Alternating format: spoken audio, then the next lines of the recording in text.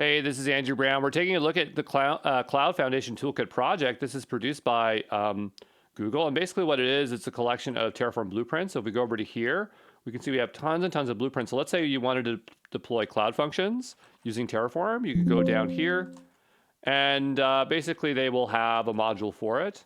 Cloud function. So we go over to here. And in here, they show you an example of how to use it. If you go up to here to examples, we can get full-blown examples. I did try to use it. It didn't exactly work as I hoped it would, so I'm not sure how often these are maintained.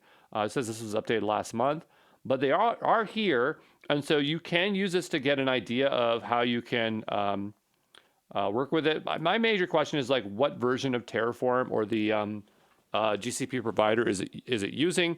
Normally this would be specified in the providers here, just as Google. So maybe it's using the latest one, but it says 2023 here. So maybe it's also out of date. I don't know. It's just a lot of work for me to run through this to test it for this amount of work, and it's just not worth my time.